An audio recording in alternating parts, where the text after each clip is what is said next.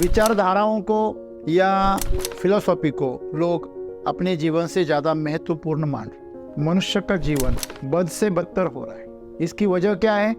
मनुष्य ने अपनी विचारधारा की वजह से, अपनी सोच की वजह से और अपनी खुद की एक फिलॉसफी की वजह से उसने अपने जीवन को खंड खंड कर दिया। जीवन की अलग अलग शैलियों को हमने अलग जीवन का नाम दे दिया।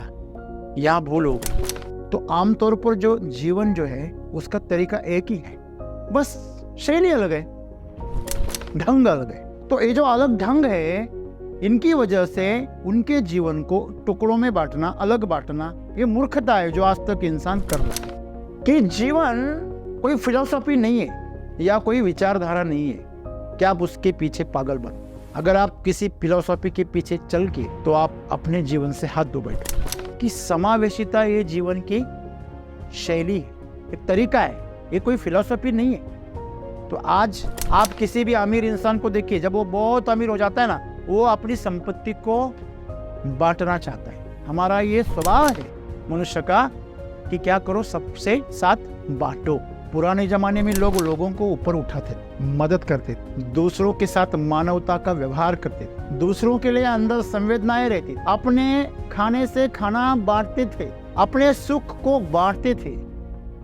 आज लोग दुख बांटने के लिए तैयार है, लेकिन सुख कोई बांटता नहीं। जब तक आप आनंदी नहीं है, प्रफुल्लित नहीं, आपका रोम रोम, आपकी हर कोशिकाएं, उसके अंदर खुशियां नहीं है, तब तक आप स्वस्थ नहीं रह सकते, तब तक आप जीवन का आनंद नहीं ले सकते। पूरी सृष्टि जो है ना, एक दूसरे के साथ जुड़ी हुई है। सही जीवन जीने का तरीका एक ही है, शीशा बन जाइए, पानी बन जाइए। जीवन जीने का तरीका ये है कि आप सबके साथ जीवन को बांटो, खुले दिल से बांटो, आपका पर्सनल कुछ ना रहने दो।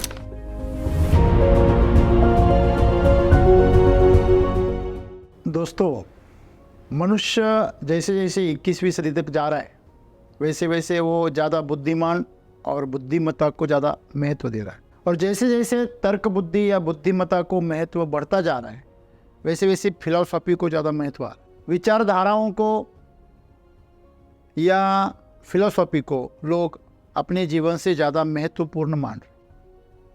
मैं फलाने पंथ को मानता हूँ, मैं इस इंसान को मैं आदर्श मानता हूँ।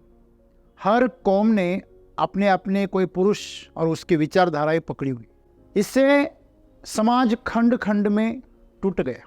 अगर आप गले में सोने की चेन पहने हुए और उसकी हर कड़ी को आप अलग तोड़ देंगे, तो उसे आप पहन नहीं सकते, और उस माला को आप माला नहीं कह सकते। टूटे हुए टुकड़ों में उसका कोई महत्व नहीं है, कचरा हो जाएगा। ठीक वैसे ही आज मनुष्य का जीवन बद से बदतर हो रहा है। इसकी वजह क्या है? मनुष्य ने अपनी विचारधारा की वजह से, अपनी सोच की वजह से और अपनी खुद की एक फिलॉसफी की वजह से उसने अपने जीवन को खंड खंड कर दिया। पहले तो समाज अलग हो गया, धर्म में, जातियों में। इस धर्म की ये विचारधाराएं हैं, ये धर्म मूर्ति पूजा को मानता है, ये धर्म मूर्ति पूजा को नहीं मानता है। इस तरह के धर्म, इस तरह की विचारधाराएं, इस तरह की जातियां फिर तैयार हो गई। वास्तविक तौर पर ये रास्ते हैं। अगर आपको नासिक में आना है तो आपको हर तरफ से रास्ते मिलेंगे। इसका मतलब थोड़ी है कि जो धुलिया से आ रहा है वो सही है और जो बंबई से आ रहा है वो गलत है। ऐसे थोड़ी। आप कहाँ से आ रहे हैं, आपका माहौल कैसा है, इस तरह आपका प्रवास जो ईश्वर की तरफ होगा। ये बेतुकी बातें हो गई कि अलग अलग माहौल वाले लोग एक तरीके का जीवन कैसे जी सकते, वो अलग ही जिएंगे। आप हिमाचल में चले गए तो उन लोगों का जीवन शैली और जीवन अलग है। आप यहाँ पे महाराष्ट्र में आ गए तो यहाँ जीवन शैली अलग है। बिल्कुल महाराष्ट्र में आप कोंकण में चले जाओ, वहाँ जीवन शैली अलग है, उनके विचार अलग है, उनकी धारणाएं अलग है। इसका मतलब वो इंसान नहीं ऐसा है या अलग तरह के इंसान, ऐसे थोड़ी। लेकिन जीवन की अलग अलग शैलियों को हमने अलग जीवन का नाम दे दिया, यहां भूल हो गई। आप खाना कौन सा खा रहे हो, वेजिटेरियन हो, नॉन वेजिटेरियन हो या मिक्स हो, इससे आपका खून रंग बदल देता है क्या? क्या ऐसा होता है कि जो वेजिटेरियन है उसका खून हरा होता है और जो नॉन वेजिटेरियन है उसका लाल होता है? ऐसे थोड़ी है। ऐसा कभी है कि जो खान पान में अलग अलग चीज़ें ले रहा है तो कोई कार्बन डाइऑक्साइड ले रहा है और कोई ऑक्सीजन, ऐसा थोड़ी है, या कोई नाइट्रोजन ले रहा है अंदर? नहीं। तो आमतौर पर जो जीवन जो है उसका तरीका एक ही है। चाइनीज लोग नाक से या कान से खाते हैं, ऐसा कुछ देखा है क्या आपने कभी? नहीं, वो मुंह से ही खाते। जीवन जीने का तरीका एक ही है, बस शैली अलग है, ढंग अलग है। तो ये जो अलग ढंग है, इनकी वजह से उनके जीवन को टुकड़ों में बांटना, अलग बांटना, ये मूर्खता है जो आज तक इंसान कर रहा है। पहले तो ठीक था, तो देशों में बंटते थे लोग, फिर राज्यों में बंट गए, फिर भाषा, जाति, धर्म में बंट गए, फिर अभी तो घर में बंटवारे हो रहे। अभी घर की बात छोड़ दीजिए, खुद में बंटवारा हो रहा है।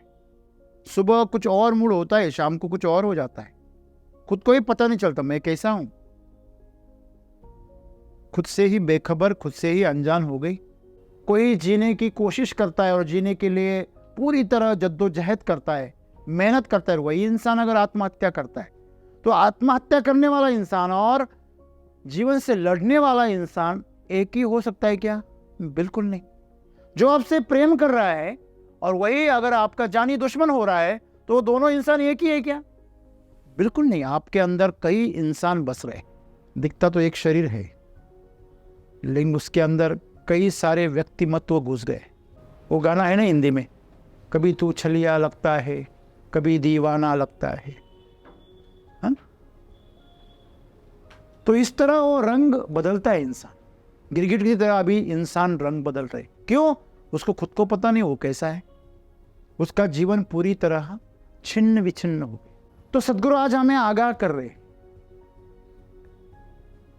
कि जीवन कोई फिलॉसफी नहीं है या कोई विचारधारा नहीं है कि आप उसके पीछे पागल बनो।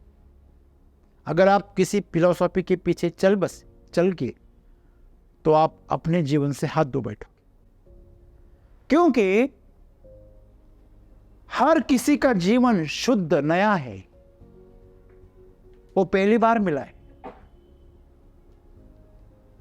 इस धरती पर 700 करोड़ मनुष्य है, और कोई भी मनुष्य दूसरे जैसा नहीं है। इससे प्रकृति क्या जाहिर कर रही है? कि तुम यूनिक हो, एकमेव हो, तुम्हारे जैसा और कोई नहीं। तो तुम एक फिलॉसफी लेकर कैसे जी सकते हो? कैसे घसीटे जा सकते हो? ये हमेशा याद रखना। धकेले जा सकते हो। जैसे भेड़ और बकरियां चलती है ना बिना दिमाग चलाए, वैसे आज इंसान भेड़ बन रहे, बकरियां बन रहे। और इसी दर्द से सदगुरु हमें आज छुटकारा पाने के लिए बता रहे हैं कि आपका जीवन कोई फिलॉसफी नहीं है, ये अपना यही स्टाइल है। लोग बोलते हैं ना, मैं इसी को मानता हूं, यही मैं मानता हूं, यही मेरा पंथ है, यही मेरा धर्म है। अरे जिसने भी रास्ते बनाए, जिसने भी नियम बनाए, वो उस जमाने में सही थे जब वो जिंदा थे। जैसे काल गुजर गया, वैसे वैसे जीवन की शैलियां, जरूरतें और माहौल बदल गया। आपको पता है जाति क्यों पैदा हुई थी? एक विचारधारा है वो, या एक फिलॉसफी? क्या है? नहीं, वो जीवन जीने की शैली थी। समझ लीजिए कोई माली है, तो माली सब बागवानी करते थे, फूल बनाते थे, मालाएं बनाते थे, लोगों को बेचते थे। तो घर में जो औरतें थी, जो मर्द थे, ये सब मिलजुल के काम करते थे। तो पीढ़ी दर पीढ़ी उनको उनकी कला मालूम थी। अगर कुम्हार है तो उसको उसकी कला उनको मालूम है। औरतें उसको मिट्टी बना के देती थी और जो मर्द थे वो घड़े बनाते थे और अलग अलग चीज़ें बनाते। सुतार का भी वही है, कुंभी का वही है। किसान सबसे सब कुछ सुविधाएं लेता था और सबको अनाज देता था। कुम्हार सबको मटके देता था, बर्तन देता था मिट्टी के, और सबसे जो सुविधा चाहिए वो लेता था। तो वहां पर सेवाएं का आदान प्रदान होता था और सबका जीवन समावेशित था। तो कुम्हार की लड़की कुम्हार को ये क्यों देनी? क्योंकि उसको पता है परंपरा क्या है, अपनी कला क्या है।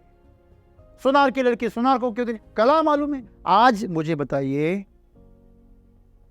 आज सुनार की लड़की इंजीनियर बन रही है, इंजीनियर का लड़का डॉक्टर बन रहा है, डॉक्टर का लड़का वकील बन रहा है, वकील का लड़का खेती कर रहा है। तो कहाँ रहेगी आपकी जाति? जो आप काम करते हो वही काम आपकी जाति है। अगर आप इंजीनियर हो तो आप इंजीनियर की जाति हो, आप डॉक्टर हो तो आप डॉक्टर की जाति हो, आप अगर नौकरी करते हो तो आप नौकरी की जाति हो। ऐसे हो, आज की जरूरत है और कहीं मौके पर ये हो रहा है। अगली पीढ़ी बगावत कर रही है। क्यों? क्योंकि उनको मुश्किल आता है, क्योंकि उनके जो व्यवहार है, उनके जो लेन देन है, उनके जो काम है वो बिल्कुल अलग है। थोड़ा सा कल्पना कीजिए कि अगर एक इंजीनियर लड़का है और उसकी शादी अगर समझो डॉक्टर बीवी से हो गई, तो उन दोनों का मेल कैसे बैठेगा? कोई समझो लड़की पुलिस हो गई और उसका शौहर समझो खेती कर रहा है, तो उनका तालमेल कैसे बैठेगा? इसलिए जाति बनाई थी पूर्व काल में। तो कलाएं पीढ़ी दर पीढ़ी आगे चले, एक सोच बनाई थी, एक विचार बनाए थे और सबको समावेशित किया जाता था। पूरा समाज एकजुट होकर जीता था। अच्छा है, आज हम प्रगति कर रहे हैं, 21वीं सदी में आ गए, हमारा विकास हो रहा है। लेकिन अगर आपका विकास हो रहा है तो आज हमें जाति की कोई जरूरत नहीं, लेकिन हम आज भी जाति को और धर्म को पकड़े हुए हैं। हमें धर्म से या जाति से कोई लेना देना नहीं, बस उससे जो फायदा मिल रहा है वो लेना है। जाति के नाम पर जो सुविधाएं मिल रही है वो लेनी है, बाद में हमें जाति का कोई लेना देना है नहीं। इसी तरह सदगुरु आज बता रहे हैं कि समावेशिता ये जीवन की शैली है, एक तरीका है, ये कोई फिलॉसफी नहीं है। तो आज आप किसी भी अमीर इंसान को देखिए, जब वो बहुत अमीर हो जाता है ना, वो अपनी संपत्ति को बांटना चाहता है। अगर किसी के पास बहुत ज्ञान हो गया ना, तो अपने ज्ञान को शेयर करना चाहता है, बांटना चाहता है। आपको बहुत अच्छा अगर मैसेज भी आ गया ना, तो आप व्हाट्सएप पर शेयर करते हो, इंस्टाग्राम पे, यूट्यूब पे। क्यों?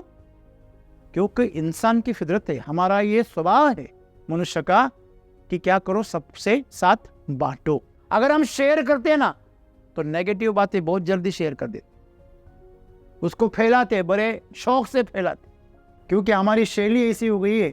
हम हर किसी ने नेगेटिव इतना भर दिया है ना, वही फैलता है। हर किसी को दूसरे को नीचा दिखाने में बहुत मजा आता है, क्योंकि वो ही खुद नीचे चला गया। लोग दूसरे के लिए खड्डा क्यों खोदते, क्यों गड्ढा खोदते? क्योंकि वो भी गड्ढे में है, वो चाहते हैं कि सभी गड्ढे में आ जाए। समझ में आ रही बात? लोग ऊपर उठने के लिए कोशिश नहीं कर रहे। पुराने जमाने में लोग लोगों को ऊपर उठाते थे, मदद करते थे, दूसरों के साथ मानवता का व्यवहार करते थे, दूसरों के लिए अंदर संवेदनाएं रहती थी, अपने खाने से खाना बांटते थे, अपने सुख को बांटते थे। आज लोग दुख बांटने के लिए तैयार है, लेकिन सुख कोई बांटता नहीं। अपना दर्द लोगों को बताकर सहानुभूति, सिंपैथी हर किसी को चाहिए, लेकिन अपना सुख बांटने के लिए कोई तैयार नहीं है। सदगुरु हमें यही बता रहे हैं कि हमने जिन चीज़ों को फिलॉसफी बनाया है ना, समावेशित करना दूसरों को, ये कोई कायदा नहीं चाहिए इसके लिए कानून की कोई जरूरत नहीं है। ये अपनी समझ होनी चाहिए, अपनी मौज होनी चाहिए कि हम बांटें दूसरों को, हम सबको साथ ले, सबको जोड़े।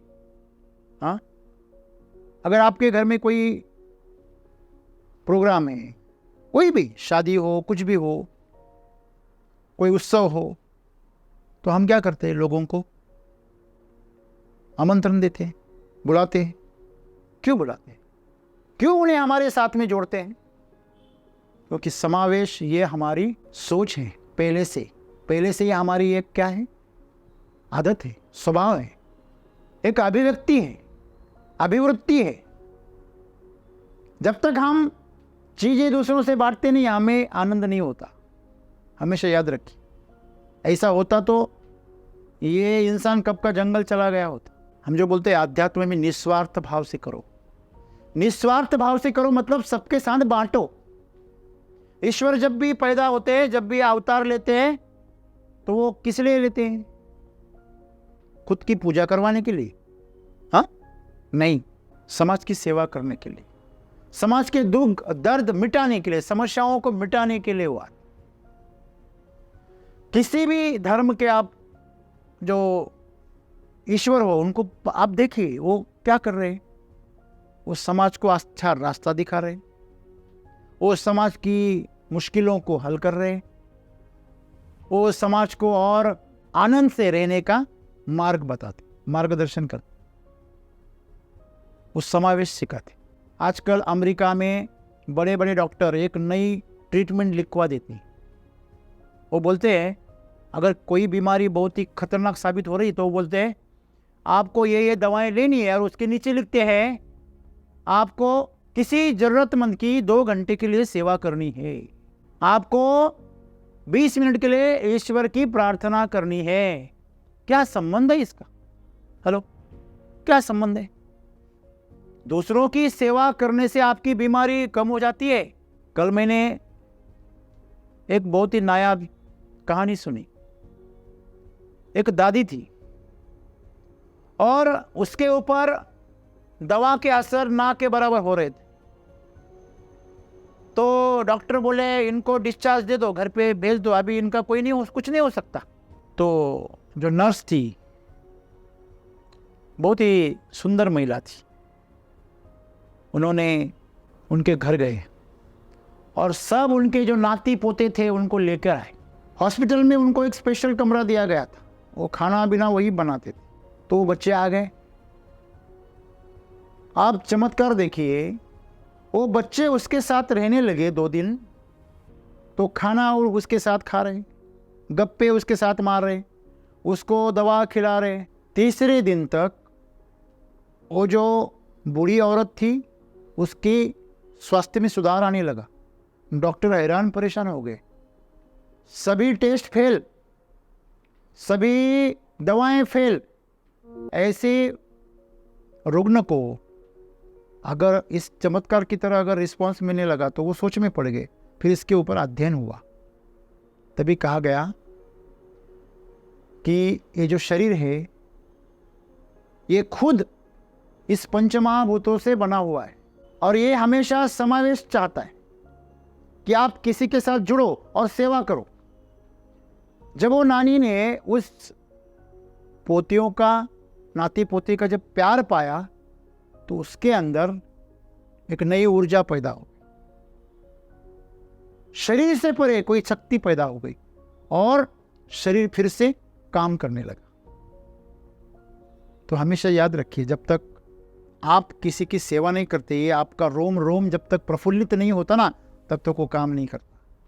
आप कितनी भी डाइट करो, आप कितने भी दवाएं खाओ, आप कितने भी प्राणायाम करो, ये करो वो करो, लेकिन जब तक आप आनंदी नहीं है, प्रफुल्लित नहीं, आपका रोम रोम, आपकी हर कोशिकाएं उसके अंदर खुशियां नहीं है, तब तक आप स्वस्थ नहीं रह सकते, तब तक आप जीवन का आनंद नहीं ले सकते। इसलिए ये जो कोशिकाएं हैं ये सामने वाले कोशिकाओं से बातें करती है। साइंस में अभी ये सिद्ध हो गए। अरे मनुष्य की तो बात छोड़ दीजिए, 2 पेड़ एक दूसरे से बात करते, जंगल में सभी पौधे एक दूसरे से बातें करते हैं, जमीन के अंदर से बेजान पौधे वो भी समझते हैं। अगर कोई पौधा मरने को होता है ना, तो खुद की जो ताकत है वो जड़ों के माध्यम से आजू बाजू के पौधों को बाहर देता है, भेज देता है। खाली हम ही हमारे घर का खाना दूसरों को नहीं देते। सोचिए, अगर किसी एक तरफ से जंगल में अगर कोई संकट आ रहा है तो तुरंत पौधे जमीन के अंदर से बाकी पौधों को सिग्नल भेज देते कि वहां से कीट आ रही है, फंगस आ रहा है, खतरा आ रहा है। तो वो अगर एक दूसरे से बात करते हैं और एक दूसरे को संदेश भेजते हैं तो ये कितनी बड़ी बात है। आप प्रयोग करके देखना, एक पौधा लगाना और एक जगह पे 10 पौधे पास पास में लगाना, आप चकित हो जाओगे। वो 10 पौधे बगैर पानी की जिएंगे, लेकिन वो जो एक पौधा है उसका आप रख रखाव नहीं करेंगे तो मर जाएगा। और जो 10 लगाए ना, उनको आप जून में लगाओ तो अगले जून को आपको जिंदा मिलेंगे, 10 की 10। क्यों? समावेश। तो ये पूरी सृष्टि जो है ना, एक दूसरे के साथ जुड़ी हुई है। हमें लग रहा है कि नहीं, आपका शरीर अलग है, मेरा शरीर अलग है, लेकिन मिट्टी के नाते, जैसे हम यहाँ पे बात करते, कोई कहता है हम भारतीय हैं, जब हम भारतीय कहते तो भारतीय एक दूसरे से जुड़ जाते हैं ना। वैसे हम इसी धरती के संतान हैं, तो अगर इसी धरती के हम सभी संतान हैं, इसके नाते तो हम सभी एक ही माँ के कोख से पैदा हो, एक ही माँ की संतान है, तो इसी नाते हम एक ही हैं। यही सोच जीवन जीने का तरीका है। ये कोई फिलॉसफी नहीं है कि समाज सेवा करो या आप दूसरों की मदद करो, दूसरों से साथ पैसा बांटो, दान धर्म करो। ये सब चीज़ें सिर्फ तत्व ज्ञान नहीं है, ये कोई विचार नहीं है कि ऐसी इस विचार से आप चलो, कहीं लिखा है इसलिए करो, ऐसा नहीं है। तो ये आपका जीवन है। अगर इस तरह आप जियोगे, आप दूसरों की सहायता करोगे, दूसरों के साथ आप बांटोगे हर चीज़, आपका जीवन आप दूसरों के साथ बांटो। आजकल ऐसा हो गया है, हर कोई अलग रहना चाहता है, हर एक के पीछे पासवर्ड है। क्या छिपा रहे आप और क्या छिपा के चले जाएंगे? आपकी झूठी प्रतिष्ठा, आपके 2 कौड़ी के पैसे, उसको बचाने की कोशिश कर रहे हैं, झूठी प्रतिष्ठा को बचाने की कोशिश कर रहे हैं। ये पासवर्ड का क्या जमाना है? दूसरों के साथ शेयरिंग नहीं करना। जिसके ऊपर आपका जीवन है वो तो हर पल आप शेयर कर रहे हैं। मुझे एक बात बताइए, सांस आपकी जो है अगर 1 मिनट 2 मिनट के लिए रुक गई तो राम नाम सत्य हो जाएगा? सत्य हो जाएगा, तब तक तो असत्य है। जब भी आपकी सांस रुक जाती है, राम नाम सत्य हो जाता है। अभी मुर्दे के लिए राम नाम का क्या महत्व भाई? हाँ, जब तक जिंदा था वो असत्य था, मर गया तो सत्य हो गया। सांस इतनी जरूरी है कि गई कि खत्म, और वही सांस आप दूसरे की झूठी ले रहे। आपके अंदर जो अभी आपके अंदर जो सांस गई है, हवा गई है, वो इसके पहले किसके नाक से गुजर के होके आई आपको पता है? आप कहीं भी चले जाना, वो पौधों से आती है, प्राणियों से आती है। जीव सांस ले रहे हैं, छोटे छोटे जीव सांस ले रहे हैं, हर कोई यहाँ पे सांस ले। ये जो बेजान चीजें है ना, ये भी सांस लेती है। अगर ये सांस नहीं लेती तो फूलती कैसी? हाँ, फूलती है ना। बारिश के मौसम में फूल जाती है, दूसरे मौसम में, गर्मी के मौसम में सूख जाती है। मतलब क्या हुआ? वो भी जिंदा है। सांस जो हमारे जीवन के लिए सबसे पहली जरूरत है, वो हम एक दूसरे से बांटे बिना ले ही नहीं सकते, तो बाकी चीज़ों तो बेकार है। तो यही जीवन का सार है। जीवन जीने का तरीका ये है कि आप सबके साथ जीवन को बांटो, खुले दिल से बांटो। आपका पर्सनल कुछ ना रहने दो। ज़्यादा से ज़्यादा क्या होगा? लोग आपसे फ़ायदा उठाएंगे। इसीलिए तो आप पैदा हो गए हैं, दूसरे आपसे फ़ायदा उठाएं। अगर ऐसे जीने की आप आदी हो जाएंगे ना, तो आप हल्के हो जाएंगे, ये दिमाग खाली हो जाएगा। आज दिमाग किस चीज़ों से भरा है? इन्हीं चीज़ों से भरा है, फिलॉसफी से, है कि नहीं? मैंने ये सीखा है, मुझे ये सिखाया गया है, मैं ऐसा अनुभव किया है, मैं ऐसे मानता हूँ, ऐसे जानता हूँ, ऐसे ही चला है। बस हर एक के दिमाग में अलग अलग चल रहा है कुछ। और उसी को वो जीवन माने जा रहा है, और इसलिए वो शेयर नहीं करता किसी से, हाँ, छुपा के रखता है। इसी को अज्ञान कहते हैं। ज्ञान तो त्रिकालाबाधित होता है भाई, डरते क्यों बताने से? अरे बताने से डरते इसलिए कि अपने को पता है सही है कि गलत है, पता नहीं है, लोग हंसेंगे, हाँ, मुझे मूर्ख समझेंगे, इसलिए नहीं बोलते हैं, इसलिए शेयर नहीं करते। आपके पास में असली नोट है या नकली है, इसका अगर आपको गारंटी नहीं रहेगी तो आप उसको दान देंगे क्या? आप उसको शेयरिंग में देंगे क्या? समझो आप शेयरिंग में कुछ काम कर रहे हैं और आपने, सबने क्या किया, कुछ पैसे निकाले और आपके पास जो नोट है वो नकली है, ऐसा अगर आपको एक शक है थोड़ा सा, तो क्या आप उसको दोगे उसमें? बिल्कुल नहीं देंगे। आज वही हो रहा है। हमारे पास जो चीज़ें हैं ना, वो असल में काम की है कि नहीं ये हमें भी पता नहीं, फिर भी हम उसे छुपा के रख रहे। फिर बातें होंगी, धन होगा, और चीज़ें होंगी, रिश्ते होंगे, वो छुपाते हैं लोग, सब कुछ छुपाते, कुछ भी शेयर नहीं करते, क्योंकि डरते हैं कहीं इसका लोग गलत इस्तेमाल ना कर बैठे। हाँ, इसलिए हर एक कोई अपनी अपनी स्टाइल को जीवन मानता है।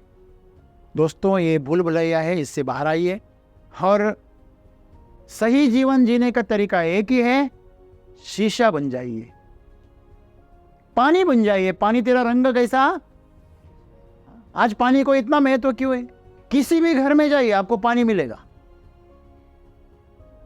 दूसरी चीजें मिलेंगी नहीं मिलेंगी ये अलग बात है। पानी क्यों मिलता है भाई? क्योंकि वो हर चीज में समावेशित हो जाता है। आप आटा गूंदो, आप चावल करो, आप खीर बनाओ, आप शरबत बनाओ, आप वैसे पी लो, आप नहाओ, आप कपड़े धो, कुछ भी करो, उससे आप शामिल हो जाता है।